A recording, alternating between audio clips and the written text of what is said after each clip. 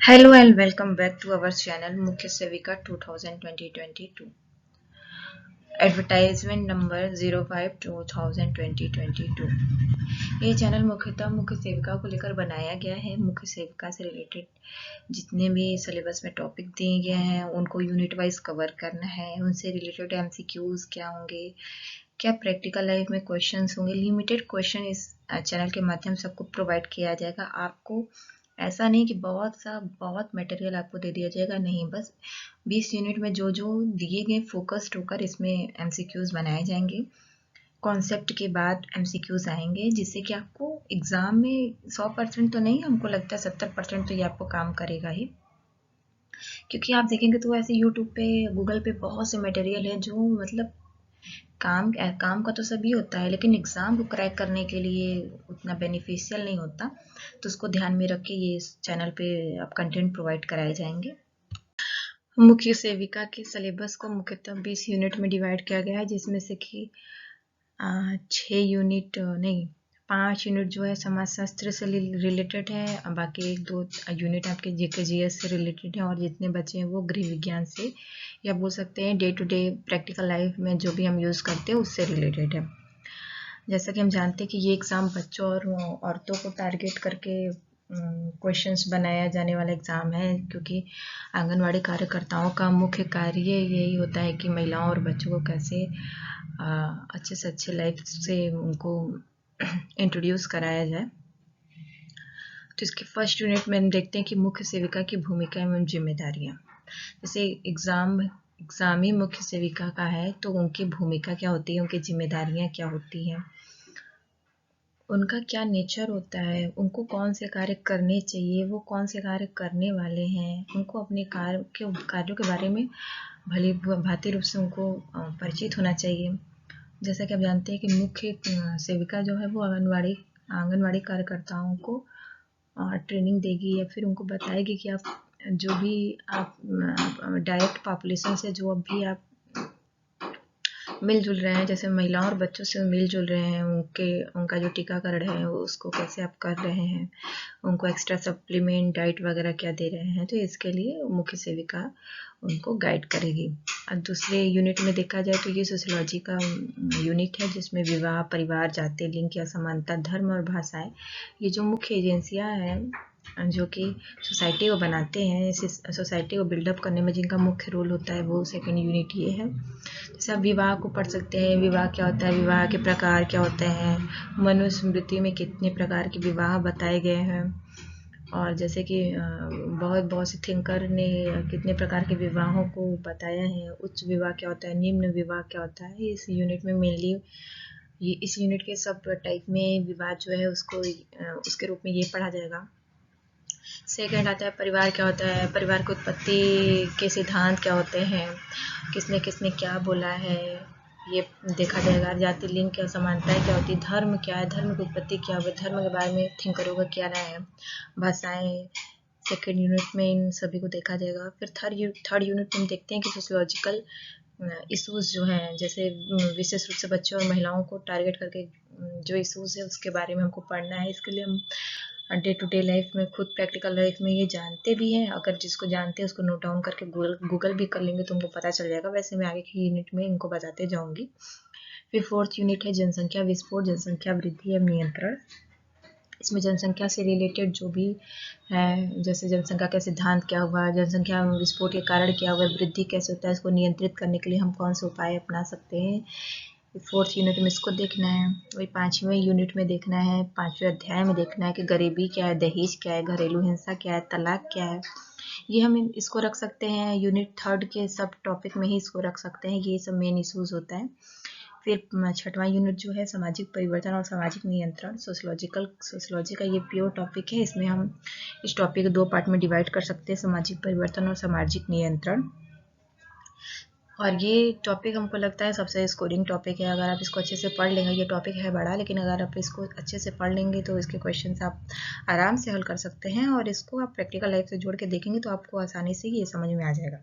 जैसे सामाजिक परिवर्तन क्या होता है, इसके थ्योरी क्या होते हैं, और सामाजिक परिवर्तन कैसे होते हैं, लीनियर इन नेचर होता है कि साइक्लिक इन नेचर होता है। अगर लीनियर नेचर है तो ये किस थिंकर ने कहा, अगर साइक्लिक है तो ये किन थिंकरों ने इनका समर्थन किया। वैसे ही सामाजिक नियंत्रण क्या होते हैं, सामाजिक नियंत्रण की एजेंसियाँ क्या होती है, सोसाइटी में सामाजिक नियंत्रण कैसे होता है, फॉर्मल होता है, इनफॉर्मल होता है, फॉर्मल के तरीके क्या होते हैं, इनफॉर्मल के तरीके क्या होते हैं, ये सब हम लोग को 6वें यूनिट में देखना है।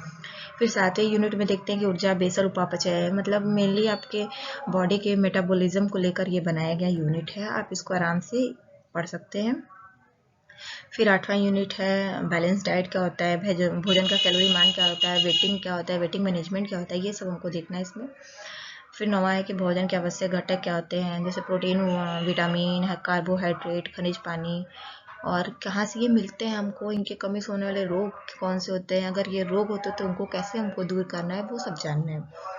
फिर 10वां है कि गर्भधारण क्या है, उसकी समस्याएं क्या होता है, प्रसव गर्भधारण के दौरान जो होते हैं उनको क्या क्या खिलाना चाहिए महिलाओं को, क्या पुष्ट आहार होता है। फिर जन्म के चरण क्या होता है, प्रसव के प्रकार क्या होता है, फिर महिला स्वास्थ्य और गर्भपात क्या होता है, गर्भपात क्या होता है, ये कैसे होता है, नेचुरल क्या होता है, और मानव निर्मित गर्भपात कौन से होते हैं, किस टाइप के होते हैं।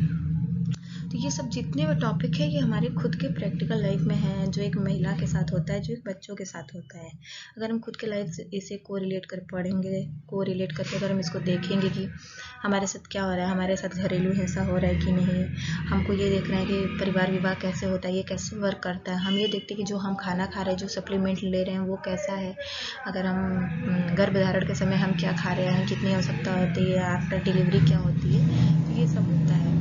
जैसे कि आप जानते हैं कि आंगनवाड़ी कार्यकर्ताओं को गाइड करना ही मुख्य सेविका का कार्य है, तो आंगनवाड़ी कार्यकर्ताओं का मुख्य कार्य होता है बच्चों और महिलाओं को कैसे एक अच्छा लाइफ स्टाइल दे सके, उनको कैसे बीमारियों से दूर रखें, उन्हें कैसे सामाजिक और जो भी स्वास्थ्य से रिलेटेड जो भी उनकी समस्या है उनको कैसे दूर किया जाए, तो वो मेन फैक्टर इससे रिलेटेड हमको पढ़ना है।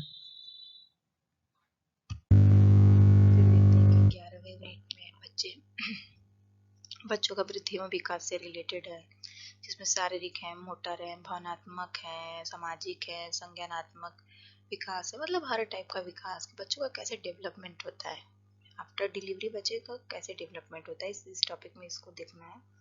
फिर उसके बाद है नवजात की देखभाल, स्तनपान के तरीके, कुपोषण एवं पूरक पोषण, मतलब क्या खाना दे के उसका पोषण पूरा हो जाए, पूरा पोषण हो जाए, अगर जिससे क्या नहीं उनको मिल रहा है, उनको कुपोषण हो जा रहा है।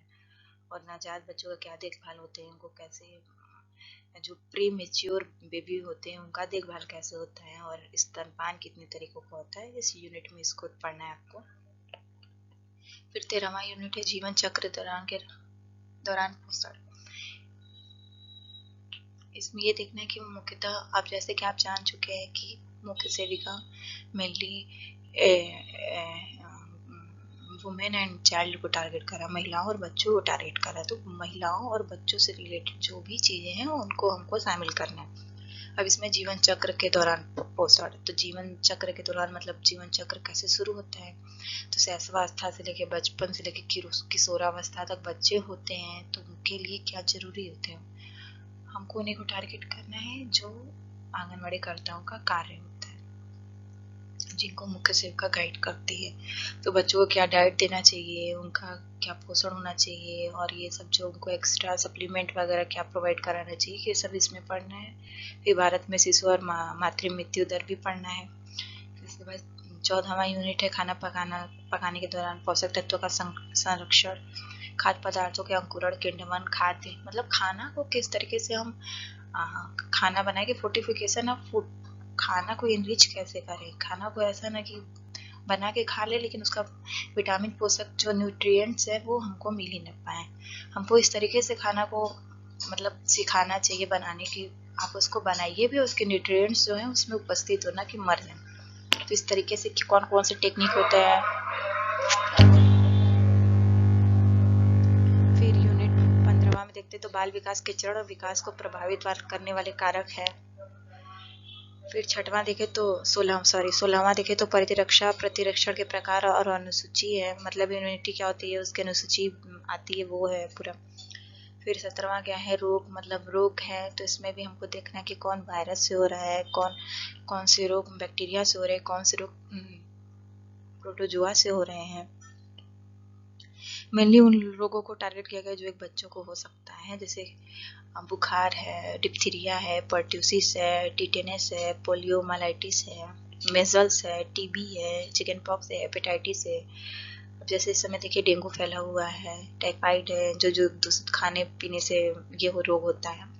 इस प्रकार के जैसे कि देखते हैं, सुनते हैं कि बच्चों के पेट में कीड़ी पड़ गए, कीड़ा हो गया, तो ये क्या है? ये एक तरीके का रोग है, जैसे उसको कृमि संक्रमण कहते हैं, एनीमिया होता है, बहुत तरीके का रोग होता है। तो इसमें 17वें यूनिट में उसको टारगेट करना है। फिर 18वें यूनिट में ओनली काउंसलिंग की technique, effective counselling, skills of counselling, क्या क्या होते हैं, कैसे काउंसलिंग को इफेक्टिव बनाया जाए, ये सबको पढ़ना है। फिर 19वां हम लोग को बिल्कुल आसान, सबसे आसान हमको यही लग रहा है, स्वास्थ्य एजेंसियाँ, WHO, यूनिसेफ, यूएनएफएड, यूएनडीपी, रेड क्रॉस सोसाइटी, ये सब है जो स्वास्थ्य एजेंसियाँ हैं, क्योंकि ये स्वास्थ्य से रिलेटेड मेनली फोकस्ड एग्ज़ाम है। तो इसलिए जितनी भी स्वास्थ्य एजेंसियां बच्चों के लिए या फिर बच्चों के लिए जो काम कर रहे हैं, जो भारत में भी और इंटरनेशनल लेवल पे भी है, उनको को रिलेट करके हम लोग को पढ़ना होगा।